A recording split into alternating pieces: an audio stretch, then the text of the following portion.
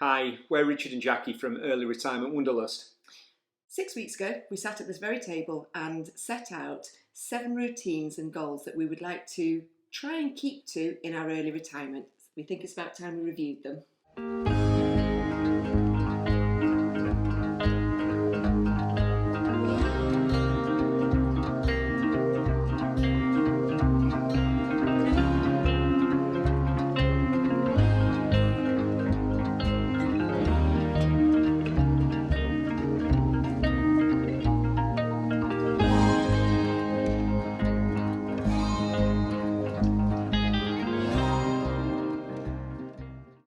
You know it's serious when we're sat at the kitchen table and we've got notes, but it does mean that we're taking this process, quite seriously, and it has helped us to think about how we structure stuff in our early retirement. Yeah, these aren't goals and things that we wanted to stick to religiously, but it was just to try and keep us on track and give us a bit of routine. The first thing that we reflected on was trying to keep to a weekly budget. We told you in our video that we were going to get £120 in cash out per week, and that was to cover all of our food, petrol, and just general living expenses for that week.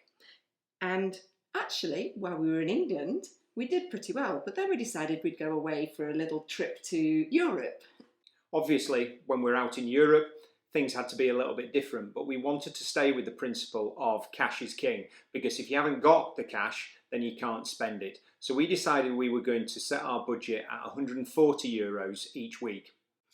And I think we've actually done really well.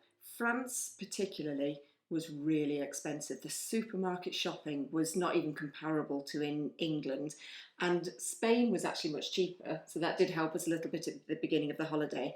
But we did pretty much stick to it. We were there or thereabouts most weeks on €140. We did take the petrol out though, because we were on a touring holiday.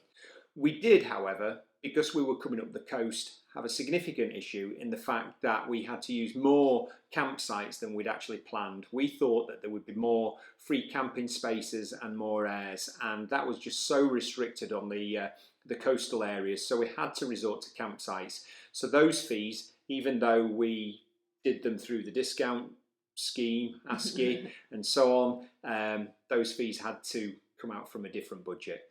We were really good though. We did look for nice campsites that were really cheap. So I think the most expensive campsite we paid was €27, but most of them were between €15 and €19 a night. I didn't think that was too bad. We tried to phrase it that at the moment we're travelling, we're not on holiday. So we didn't eat out particularly, well, we didn't eat out at all. The cost for us to try and keep within our budget was exorbitant. But what it did mean is when we did treat ourselves to a little coffee or a little beer every so often, it felt really, really special. It did, yeah. And it didn't detract from the holiday, to be fair, because we've got the van, we like cooking and barbecuing and eating on the road. So, yeah, it was fine. Linked with our budget routines, we also wanted to make sure that we ate healthily, and particularly we ate healthily when we were on the road. We can't do weekly shops when we're on the road because we can't store enough stuff in the van, but we shopped twice a week and we made sure wherever possible we ate as much fresh food as we possibly could. Breakfast we tried to keep the same. We just bought a stock of yogurts and breakfast cereal and fruit to go with it.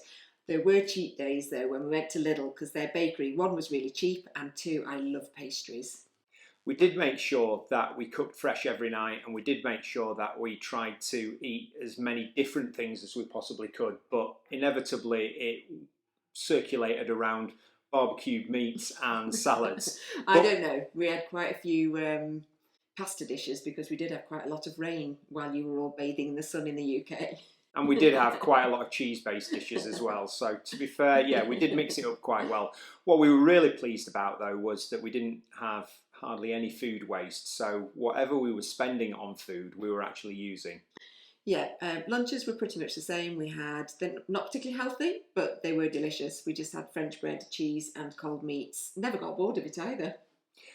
And then one of the things that was probably the most challenging was the fact that we weren't on holiday, but we were travelling, and it was to do with booze. Yeah, when we're on holiday in the van, I suppose, like a lot of people, it's very easy to be on the beach in the day or out on the mountains hiking and come back in and have either a beer or a wine. We are really conscious that we're travelling. We can't keep that up as a lifestyle. So we were really good, actually. We tended to not drink a huge amount in the week and just have maybe longer weekends. And we did find an absolute solution, which people on the continent love, which is panaches.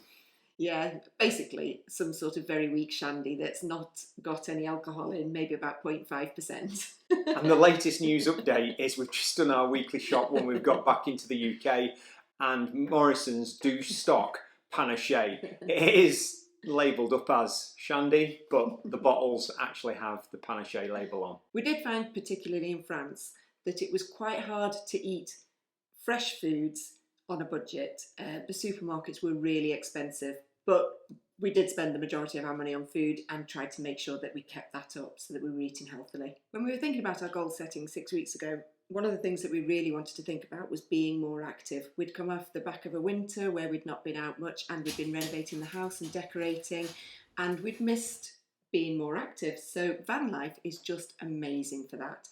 We had spent a week in Spain where we went into the Picos National Park, which is a mountainous region in northern Spain, and we hiked for miles. It was beautiful. I think we did 120 kilometres. What was really nice was hiking without any risk of rain and actually hiking in the heat. We also did some hiking prior to disappearing off. We did. We went up to the Lake Districts a couple of times and did loads of Wainwrights, Richard's favourite hobby. And then, to do with the weather, cycling is so much better when it's not cold, wet and miserable. And cycling in the sun, and particularly cycling on the flat as well, we've really regained our passion for cycling, and that's definitely something that we're wanting to carry through now that we're back in Yorkshire. One of the things that we failed on miserably, but it's okay too, is that I wanted to keep up some regular running, and I didn't run when I was on holiday because we were hiking and biking so much. And that's just fine. It's just something that, we were active, and that just had to go by the wayside. I'm just going to point out I never intended to run on holiday, didn't even take my trainers. And van life is just absolutely amazing, and in terms of being outside and being out in the great outdoors, and we find ourselves to be so much more active, and there is no excuse. And one of the things that we're going to talk about later is how we can bring the best of that back into our life back in Yorkshire.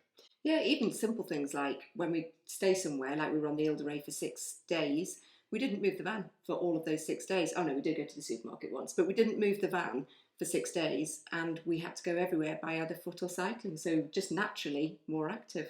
When we set out in this process, we were conscious that for a variety of reasons we had neglected our love of van life. Granted, we were renovating a cottage and we'd got all of that work to do, but we were acutely aware that we hadn't used the van enough. 6 weeks ago, we then made that decision to use the van more. So we spent a lot of time in the Lake District prior to setting off for Europe, and since then we've been out in Europe in our van. Yeah, it's been full on van life adventures. We've had 5 weeks travelling on the road through Spain, up on the French Atlantic coast into Brittany. We've had a blast. I think we've probably had over 40 nights in the van since we last set out our goals and routines. That's a win. And for us, van life is so important because everything seems to improve when we're in the van. One of the things we have noticed is that we sleep so much better when we're in the van. It's just really cosy, and actually we've got blackout blinds in the van that make it really dark. Our bedroom here, 4 o'clock in the morning, and it's bright and breezy. But yeah, we sleep so much better when we're in the van. And in terms of our stress levels, we love our Garmins, and we don't necessarily judge ourselves on what our Garmins tell us, but we so much less stressed, so much more relaxed, and time seems to just slow down when you're in the van. Retiring from our jobs, where we'd both been at our schools for over 15 years each, and relocating to a completely different part of the country made us very conscious that we really needed to work on making relationships or keeping relationships with our friends and family. When we were away in Europe, we worked really hard to make sure that we kept in touch with our family and friends, and particularly we made plans for the summer. We said in our previous video that we were committing to spending the school summer holidays in the UK, and we're really looking forward to that, to have the opportunity for all our family and friends to come up and spend some time with us up in the Yorkshire Dales. Yeah, we've got lots of people that are booked in and are going to come and visit us, so I'm quite excited about that, showing off our lovely little home and the Yorkshire Dales. One thing I've really enjoyed since we've come back from France is that we've already had a couple of get-togethers with our friends and family, and it's been lovely to see lots of people that we haven't seen for so long. I have to say though, we're not bad at partners, are we? We've spent 5 weeks together in a van, tiny little van, travelling around France, and we actually haven't killed each other yet. It's been quite a relaxed time and, testimony to, I don't know, we just don't seem to row, so that's good. We did reflect that actually we're quite insular sometimes. We do spend a lot of time in each other's company, and we do need to make sure that we do spend more time with other people. So yeah, looking forward to that. When we made the decision to early retire, we made a commitment to try and document exactly what we did each step of the way, and we've been doing that in 2 ways. One, through our weekly blogs that we put out on earlyretirementwanderlust.com, and then secondly through what we're doing now in documenting everything that we do on YouTube. We had found that we were slipping a little bit. We aim to get 2 vlogs out a week and 1 blog that I write. That routine had slipped a little bit, which is why we set it as one of our goals. But actually that's been much easier while we've been on the road. And the blog, I've been amazing. I was supposed to write it and get it out every Sunday. Did it all the time while we were travelling. Since we've been back, because we've had 2 family parties, I'm still a couple of days late, sorry. And one of the things I found in terms of editing the YouTube stuff, getting ahead and getting stuff recorded and edited really, really helped when we were on the road. And I found that much, much easier. And again, now that we're back home, it feels a little bit more stressful to be able to find time to do that. How does that work, being at home when we've got supposedly nothing to do when we're retired and we don't have time? Who knows? Yeah. Reading for pleasure was a goal that I put in because I'd found that from lockdown and because we'd had quite a stressful couple of years for various reasons, I had switched off from reading. I hadn't read a book for years. So I wanted to make sure that I got back into that routine. I took a few books away with me and read them quite quickly, and I found the love of campsite book exchanges. I found a couple of new authors that I've really enjoyed reading, particularly an author called Joanne Harris, so I've already ordered some of her new books. And I think I read 6 books, but it's not just the reading of them. I've really enjoyed just curling up on the beach, in bed, wherever it is, enjoying reading, and I haven't had that for a long time. And I've never really been a reader, not a fictional reader, but I found the love of Kindles and the fact that there is a whole back catalogue of stuff that you can read out there, and I've really been enjoying it. And I think I'm not quite at the book level that Jackie is, but I've got through 3 or 4 books and really enjoying it. And again, just something that I want to take through to our time when we're not on the road. I just need to make sure that now that we're home, I keep that up, because I am conscious actually. We've been back for about 6 or 7 days and I haven't read a single page since. And I think one of the things that helps with that is that when we're away, sometimes the internet and the phone signal can be a little bit sketchy, and that's actually really good for us because we don't have that digital noise when we're on the road, and we do enjoy ourselves by just doing the things that are not online. As I said at the beginning, the goals and routines that we set, they weren't set in stone, that were things that we absolutely desperately wanted to do, but it was trying to keep ourselves on track. And I think we've done pretty well. For most of the things that we wanted to improve and do more of, we've done it. So where to next? What are we going to do now that we've completed this 6-week review? We're back in Yorkshire, and I think we need to make more of that, and a lot of our routines being based around that. Particularly the cycling. I loved getting out on the bikes when we were away. Like Richard said, it's easy when it's hot and it's flat. Yorkshire very often isn't hot, and it definitely isn't flat in the Dales. We've already been out for 1 cycle ride and it is beautiful, so I want to get bike fit and out in the hills more. We want to explore. We're acutely aware that even though we live in the Yorkshire Dales, there are huge areas within the national park that we don't know. So we want to get out particularly into the northern and the eastern Dales to try and get that spirit of adventure that we have when we're on the road, but have it when we're back at home. I can feel more van life adventures as well, because actually they're nice day trips out and go and spend a few nights out there. Food is a big part of our life. One of the things we really want to start thinking about more is actually expanding our repertoire of foods. We do find that we're quite, what's the word for it? We're quite routined in that we'll have the same meals most weeks. So this week we've done our weekly shop and we've gone through the internet and just put in different cuts of meat that we could cook different recipes to. So we've got 6 menus that we've never cooked before.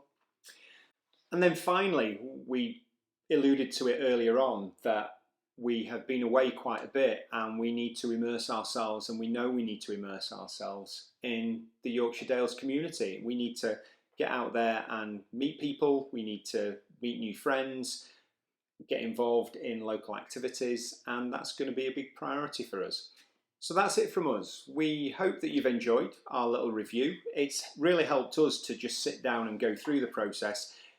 As Jackie said, it's not something that needs to be done too seriously, but we've really found it useful to be held accountable to these points where we've got to actually talk about it.